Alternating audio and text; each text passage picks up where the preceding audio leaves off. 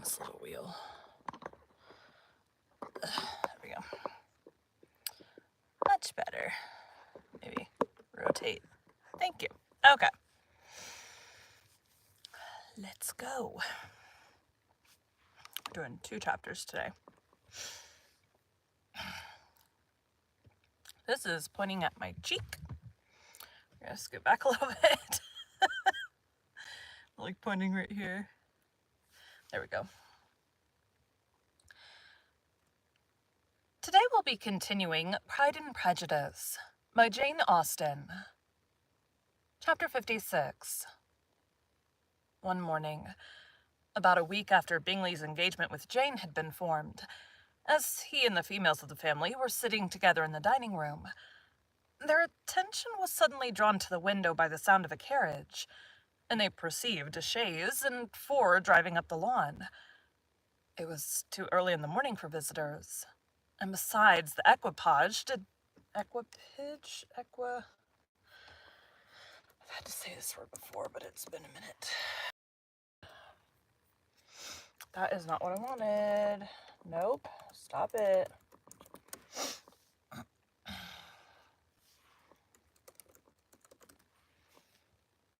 Equipage.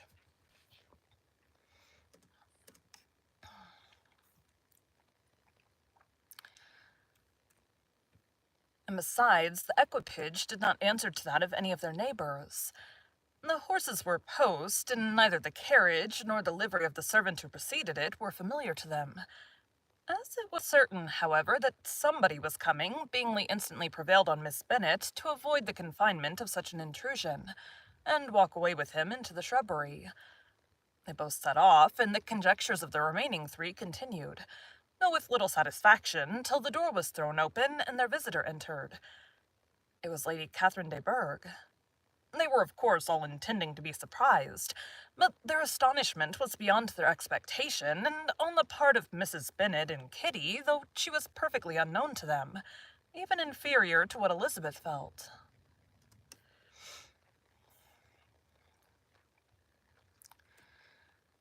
She entered the room with an air more than usually ungracious, made no other reply to Elizabeth's salutation than a slight inclination of the head, and sat down without saying a word. Elizabeth had mentioned her name to her mother on her ladyship's entrance, though no request of introduction had been made. Mrs. Bennet, all amazement, though flattered by having a guest of such high importance, received her with the utmost politeness. After sitting for a moment in silence, she said very stiffly to Elizabeth, "Catherine, your father's estate. I hope you are well, Miss Bennet. That lady, I suppose, is your mother?" Elizabeth replied very concisely that she was. "And that, I suppose, is one of your sisters, my dear Mr. Bennet?" "Yes, madam," said Mrs. Bennet, delighted to speak to a Lady Catherine. "She is my youngest girl but one. My youngest of all is lately married, and my eldest is somewhere about the ground.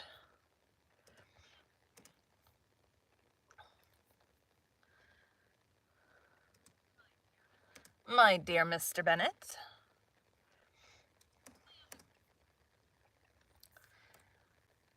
"My youngest is all lately...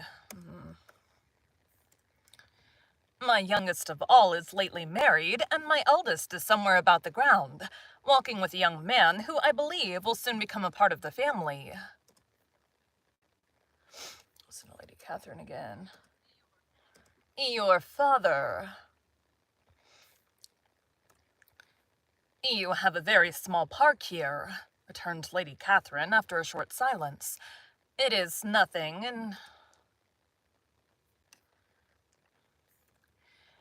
It is nothing in comparison of Rosings, my lady, I dare say, but I assure you it is much larger than Sir William Lucas's. This must be a most inconvenient sitting-room for the evening in summer. The windows are full west." Mrs. Bennet assured her that they never sat there after dinner, and then added, "May I take the liberty of asking your ladyship whether you left Mr. and Mrs. Collins well?" "Yes, very well. I saw them the night before last." Elizabeth now expected that she would produce a letter for her from Charlotte, as it seemed the only probable motive for her calling. But no letter appeared, and she was completely puzzled. Mrs. Bennet, with great civility, begged her ladyship to take some refreshment. But Lady Catherine very resolutely, and not very politely, declined eating anything, and then, rising up, said to Elizabeth, "Miss Bennet, there seemed to be a prettyish kind of... Miss Bennet, there seems to be a prettyish kind of a little wilderness on one side of your lawn. I should be glad to take a turn in it if you will favor me with your company. Go, my dear," cried her mother, "and show her ladyship about the different walks. I think she'll be pleased with the Hermitage." Is that how you say that?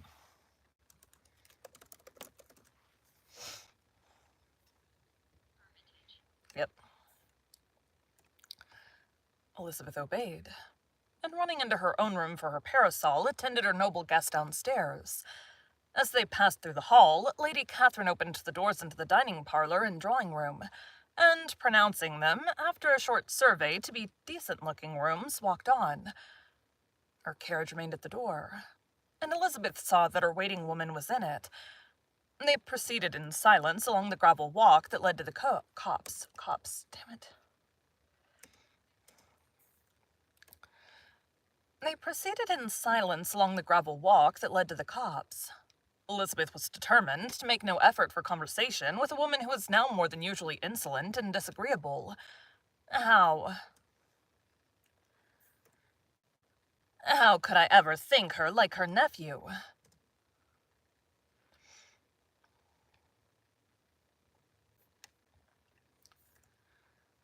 How could I ever think her like her nephew? Said she as she looked in her face. As soon as they entered the copse, Lady Catherine began in the following manner. "You can be at no loss, Miss Bennet, to understand the reason of my journey hither. Your own heart, your own conscience, must tell you why I come." Elizabeth looked with unaffected astonishment. "Indeed, you are mistaken, madame. I have not been at all able to account for the honor of seeing you here." "Miss Bennet," replied her ladyship in an angry tone, "you ought to know that I am not to be trifled with. But however insincere you may choose to be, you shall not find me so. My character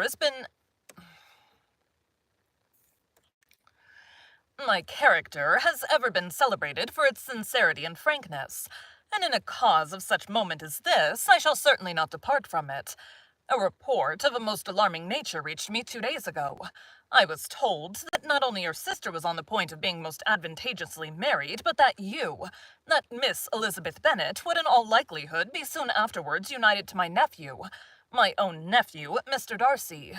Though I know it must be a scandalous falsehood, though I would not injure him so much as to suppose the truth of it possible, I instantly resolved on setting off for this place that I might make my sentiments known to you." "If you believed it impossible to be true," said Elizabeth, coloring with astonishment and disdain, "I wonder you took the trouble of coming so far. What could your ladyship propose by it?" "At once to insist upon having such a report universally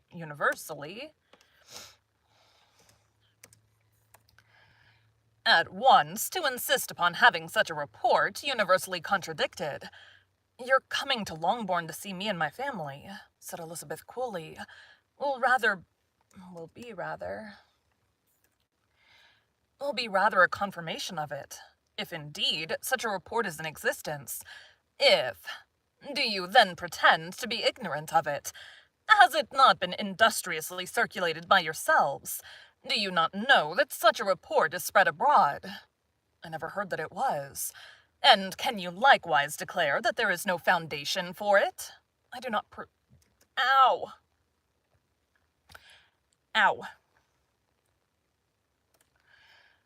"I do not pretend to possess equal frankness with your ladyship.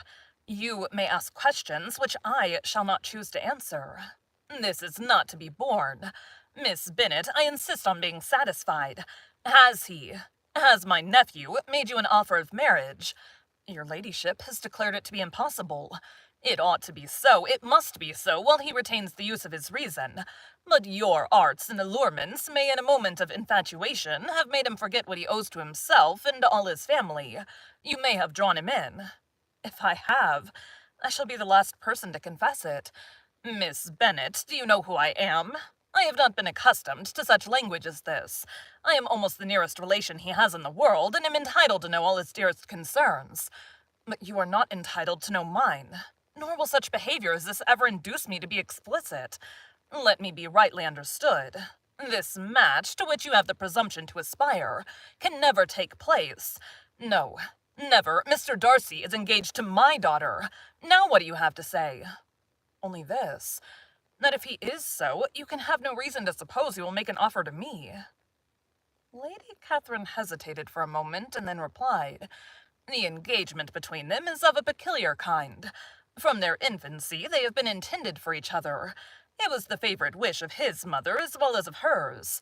While in their cradles we planned the union, and now at the moment when the wishes of both sisters would be accomplished, is their marriage to be prevented by a young woman of inferior birth, of no importance in the world, and wholly unallied to the family. Do you pay no regard to the wishes of his friends, to his tacit engagement with Miss de Bourgh? Are you lost to every feeling of propriety and delicacy? Have you not heard me say that from his earliest hours he was destined for his cousin? Yes, and I had heard it before. But what is that to me? If there is no other objection to my marrying your nephew, I shall certainly not be kept from it by knowing that his mother and aunt wished him to marry Miss de Bourgh. You both did as much as you could in planning the marriage. Its completion depended on others. If Mr. Darcy is neither by honor nor inclination confined to his cousin, why is not he to make another choice? And if I am that choice, why may not I accept him? Because honor, decorum, prudence, nay, interest, forbid it.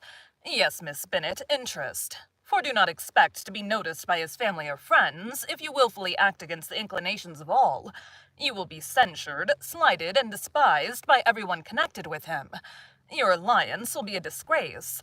Your name will never even be mentioned by any of us. These are heavy misfortunes, replied Elizabeth. But the wife of Mr. Darcy must have such extraordinary sources of happiness necessarily attached to her situation, that she could, upon the whole, have no cause to repine. Obstinate, headstrong girl! I am ashamed of you. Is this your gratitude for my attentions to you last spring? Is nothing due to me on that score? Let us sit down. You are to understand, Miss Bennet, that I came here with the determined resolution of carrying my purpose. Nor will I be dissuaded from it. I have not been used to submit to any person's whims. I have not been in the habit of brooking.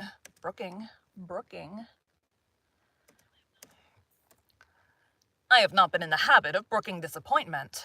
That will make your ladyship's situation at present more pitiable, but it will have no effect on me. I will not be interrupted. Hear me in silence. My daughter and my nephew are formed for each other. They are descended, on the maternal side, from the same noble line, and on the father's from respectable, honorable, and ancient, though untitled families. Their fortune on both sides is splendid. They are destined for each other by the voice of every member of their respective houses. And what is to divide them? The upstart pretensions of a young woman without family, connections, or fortune. Is this to be endured? But it must not, shall not be. If you were sensible of your own good, you would not wish to quit the sphere in which you have been brought up. In marrying your nephew, I should not consider myself as quitting that sphere. He is a gentleman. I am a gentleman's daughter. So far we are equal. True, you are a gentleman's daughter. But what was your mother? Who are your uncles and aunts? Do not imagine me ignorant of their condition. Whatever my connections may be, said Elizabeth, if your nephew does not object to them, they can be nothing to you. Tell me, once and for all, are you engaged to him?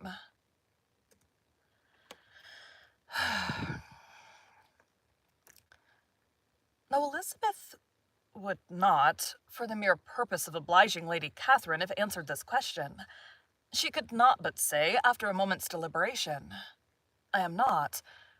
Lady Catherine seemed pleased. And will you promise me never to enter into such an engagement? I will make no promise of the kind. Miss Bennet, I am shocked and astonished. I expected to find a more reasonable young woman. But do not deceive yourself into a belief that I will ever recede.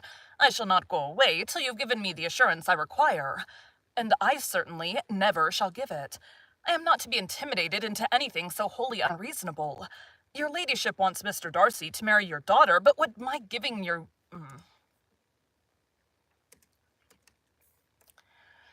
Your ladyship wants Mr. Darcy to marry your daughter, but would my giving you the wished-for promise make their marriage at all more probable? Supposing him to be attached to me, would my refusing to accept his hand make him wish to bestow it on his cousin? Allow me to say, Lady Catherine, that the arguments with which you have supported this extraordinary application have been as frivolous as the application was ill-judged.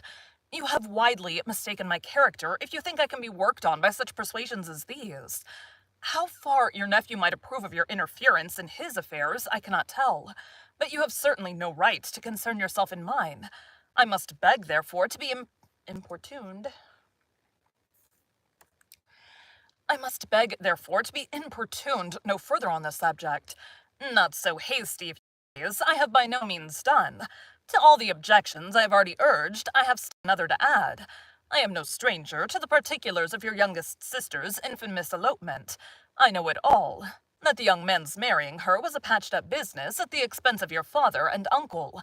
And is such a girl to be my nephew's sister? Is her husband, who is the son of his late father's steward, to be his brother? Heaven and earth, of what are you thinking? Are the shades of Pemberley to be thus polluted? You can now have nothing further to say, she resentfully answered. You have insulted me in every possible method. I must beg to return to the house. And she rose as she spoke. Lady Catherine rose also, and they turned back. Her ladyship was highly incensed. You have no regard, then, for the honor and credit of my nephew. Unfeeling, selfish girl. Do you not consider that a connection with you must disgrace him in the eyes of everybody? Lady Catherine, I have nothing further to say. You know my sentiments. You are then resolved to have him. I have said no such thing. I am only resolved to act in that manner which will, in my own opinion, constitute my happiness, without reference to you or to any person so wholly unconnected with me. It is well. You refuse, then, to oblige me. You refuse to obey the claims of duty, honor, and gratitude. You are determined to ruin him in the opinion of all his friends, and make him the contempt of the world. Neither duty, nor honor, nor gratitude, replied Elizabeth, has any possible claim on me in the present instance. No principle of either would be violated by my marriage with Mr. Darcy.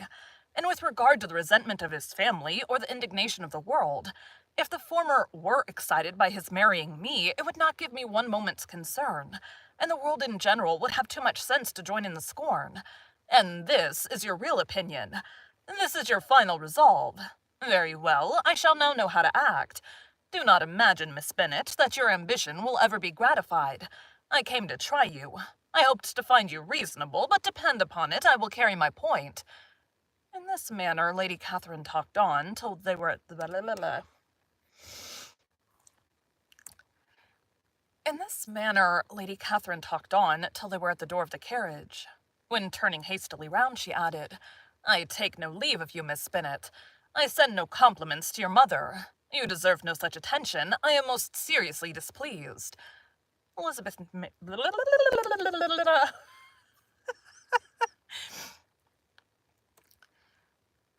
made no answer, and without attempting to persuade her ladyship to return into the house, walked quietly into it herself. She heard the carriage drive away as she proceeded upstairs. Her mother impatiently met her at the door of her dressing-room to ask why Lady Catherine would not come in again and rest herself. She did not choose it, said her daughter. She would go. My dear Mr. Bennet, she's a very fine-looking woman, and her calling here was prodigiously civil, for she only came, I suppose, to tell us the Collinses were well. She is on her road somewhere, I dare say, and so passing through Meryton, though she might as well call on you.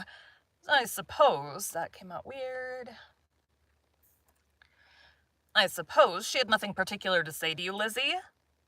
Elizabeth was forced to give in to a little falsehood here, for to acknowledge the substance of their conversation was impossible. Thank you for joining Bite at a Time Books today, while we read a bite of one of your favorite classics. Again, my name is Bree Carlile, and I hope you come back tomorrow for the next bite of Pride and Prejudice. All right. Thanks, guys.